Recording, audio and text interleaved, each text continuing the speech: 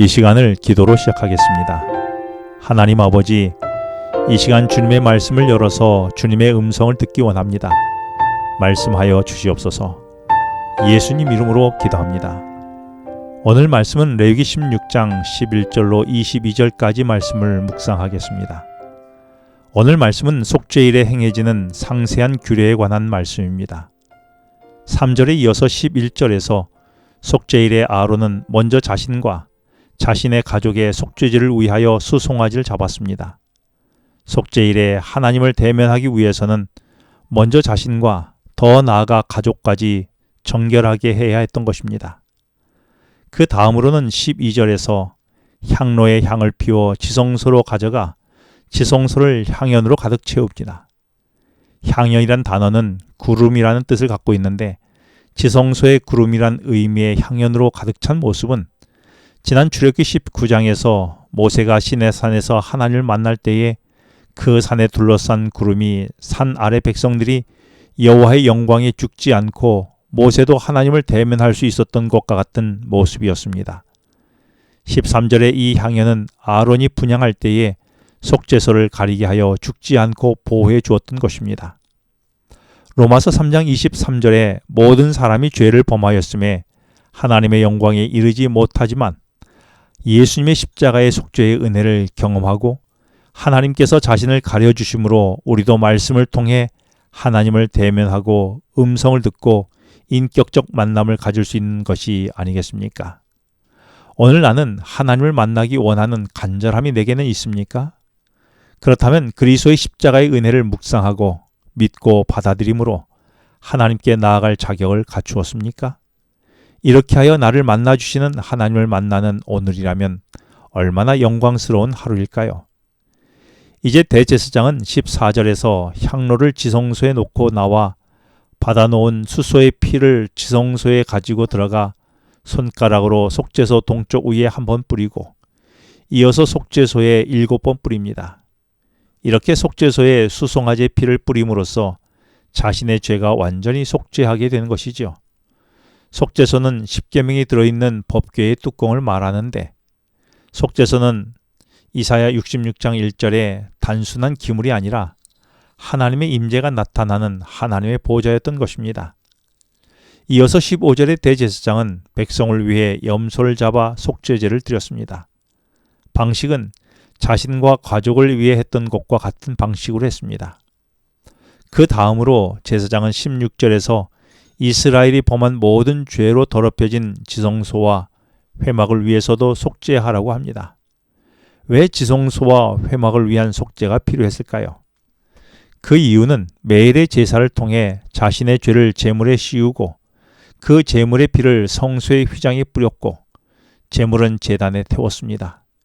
이렇게 하여 백성들의 죄는 자신에게 떠났지만 여전히 성소에 머물고 있었습니다. 백성들은 죄를 버리고 회개함으로 정결한 삶을 살면 되었지만 성소에 머문 죄는 해결되어야 했습니다. 백성의 죄가 남아있는 성소와 회막을 속죄하여 성결하는 것이 대속죄에 있는 행사였던 것입니다. 대신 17절에서 대제사장이 그동안 백성이 고백한 죄의 문제를 속죄하기 위하여 지성소에 들어가서 온 회중을 위하여 속죄하고 나오기까지 누구든지 회막에 있지 못했습니다. 이는 죄를 속하는 의식은 오직 중보자만을 통하여 거룩하게 이루어져야 함을 보여주고 있는 것입니다. 따라서 오직 참된 대제사장이신 예수 그리스도만이 하나님과 인간 사이의 참 중보자가 되어서 인류의 죄악을 온전히 속죄하실 수 있음을 예표하는 것이 아니겠습니까? 지성소에서 대제사장 자신과 가족 그리고 백성들과 성소를 위한 속죄가 끝나면 18절에서 이번에는 제단 앞으로 나와 제단을 속죄합니다. 수송아지의 피와 염소의 피로 제단 귀퉁이 뿔들을 바르고 제단 위에 7번 뿌림으로 제단을 성결하게 했습니다. 이렇게 제단을 성결해야 했던 것은 백성이 제물에 자신의 죄를 전가한 후 제물을 제단에서 태웠고 성소의 휘장에 뿌렸으므로 백성의 죄가 제단과 휘장에 머물러 있었기 때문이었습니다. 이렇게 지성소와 회목과 제단을 속죄한 일이 마쳐지면 이제 남겨진 아사셀을 위한 염소의 아론은 두 손으로 안수하여 이스라엘의 모든 불의와 범한 모든 죄를 아뢰은 후에 이 염소를 미리 정한 사람을 통하여 광야로 내어 보내어 돌아오지 못하도록 떠나보내게 됩니다. 이렇게 하여 백성의 모든 죄가 다시 백성에게 생각나거나 돌아오지 못하도록 제거했던 것입니다.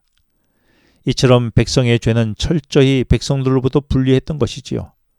결국 이 일은 최종적으로 사단이 모든 죄를 떠안고 영원히 분리되므로 피조물과 이 땅을 온전히 정결하게 하실 하나님의 뜻을 보여준 것입니다. 하나님은 죄를 너무 싫어하십니다. 그러나 죄인은 사랑하십니다. 그래서 죄인의 죄를 제거하기 원하시지요. 성소는 이런 죄가 제거되는 구체적인 방법을 보여준 장소입니다. 오직 제물이 되신 예수님의 십자가의 피로 하나님과의 막힌 담이 열리고 하나님을 대면하게 된 것입니다. 오늘도 나의 죄가 제거되고 하나님과의 만남이 열리는 하루가 되기를 바랍니다. 기도하시겠습니다. 죄를 미워하고 싫어하시는 하나님 아버지, 오늘 속죄일에서 지성소와 성소와 제단을 정결케 하심으로 죄를 온전히 제거하신 하나님의 죄 용서의 은혜로 하나님을 대면하는 은혜를 누리게 하여 주시니 참 감사합니다. 이 축복을 경험하는 오늘이 되게 하여 주시옵소서. 예수님 이름으로 기도합니다. 지금은 개인 기도 시간입니다. 오늘 주신 말씀을 묵상하면서 주어진 기도 제목과 개인 기도 제목을 놓고 기도하시겠습니다.